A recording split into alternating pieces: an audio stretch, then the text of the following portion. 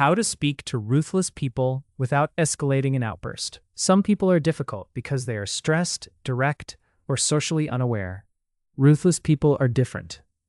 They may use fear, pressure, embarrassment, or emotional coldness to get control. When you speak to someone like this, the goal is not to win the perfect argument. The goal is to stay safe, stay clear, and avoid feeding the outburst. This article is not about blaming you for another person's behavior. If someone becomes aggressive, threatening, or violent, that is their responsibility. Your communication can reduce risk in some moments, but it cannot control another person's choices. If there is a real threat, leave the area if you can. Call for help, follow workplace safety procedures, and involve the right people. Still, many people find themselves in situations where they must speak briefly to someone who is cold, intimidating, or explosive. In those moments, your wording can either create more heat or create more space. With ruthless behavior, do not chase fairness in the middle of the storm. Create safety first, then deal with facts. What does ruthless behavior look like? A ruthless person is not simply someone who disagrees with you, gives direct feedback, or has a strong personality. Ruthless behavior means the person is willing to harm, frighten, humiliate, or pressure others to get their own way. They may have little empathy in the moment, or they may understand the impact, but decide it is useful to them. You do not need to diagnose them. It is usually safer and more practical to focus on the behavior you can observe. Are they throwing things, blocking the door, threatening consequences, mocking people, twisting your words, or trying to make everyone afraid to speak? Warning signs include they show little concern for how their behavior affects others. They use embarrassment, pressure, or fear to get what they want. They treat every disagreement as a challenge to their authority. They punish people for saying no, asking questions, or slowing things down. They twist the conversation so you feel guilty for protecting yourself.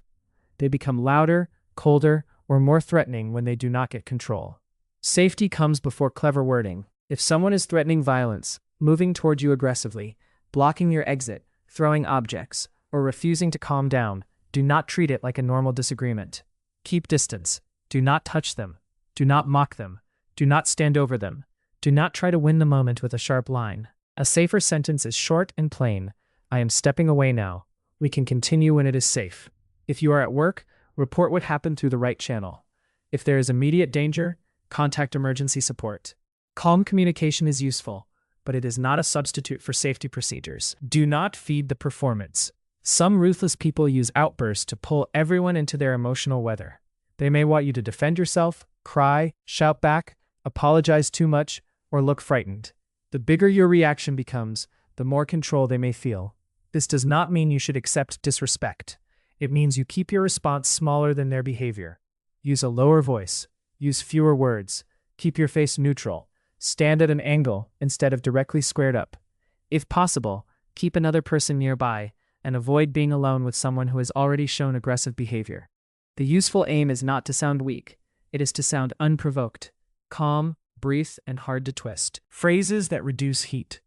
In a tense moment, long explanations often make things worse.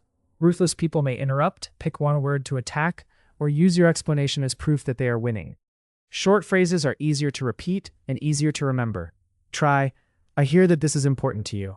I am going to keep my voice calm so we can deal with it properly. I can discuss the issue, but I cannot continue if papers are being thrown or people are being shouted at.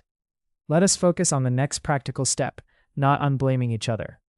I need a moment to understand what you want changed.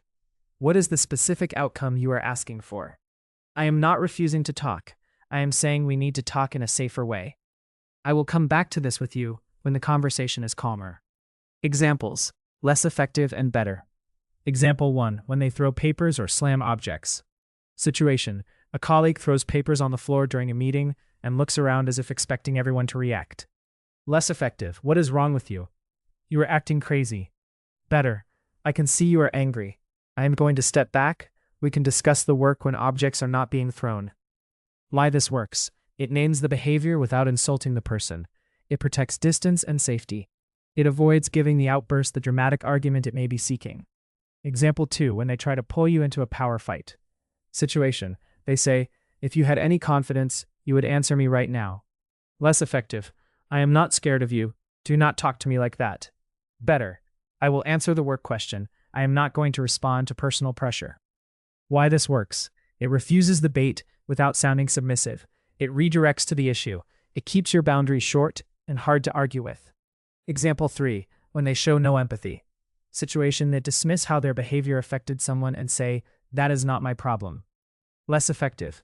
You have no empathy. Everyone can see it. Better. The impact still matters even if you didn't intend it. The next step is to agree what changes now. Why this works. It avoids diagnosing or attacking their character.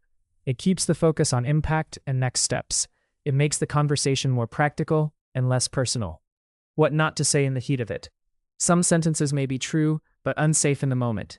Telling an explosive person, you are being abusive, you have no empathy, or everyone thinks you are out of control, may increase shame and anger while giving them a new target. Those points may need to be documented or addressed later, but not while the person is escalating. Replace character labels with behavior and limits. Instead of saying, you are ruthless, say, I am not going to continue while people are being threatened. Instead of saying, you do not care about anyone, say, the impact on the team still has to be addressed. Use boundaries that are boring and clear. A boundary is not a speech about how badly the other person has behaved. A boundary is a clear line about what you will do next. The more dramatic your boundary sounds, the easier it is for a ruthless person to turn it into a fight. Boundary formula. Behavior, limit, next step. For example, when voices are raised, I cannot solve the issue properly. I am going to pause this conversation and come back with a manager present. Notice that this sentence does not insult the person. It does not beg them to become kind. It states what is happening, why the conversation cannot continue in that form, and what will happen next. After the outburst, write down facts. When someone behaves ruthlessly, memory can become messy because the moment is stressful. After you are safe, write down what happened while it is fresh. Keep it factual.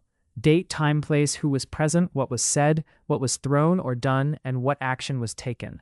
Avoid adding guesses such as, they wanted to destroy my confidence. A factual note is stronger. They threw papers on the floor, said you will regret this, and blocked the meeting from continuing for 10 minutes.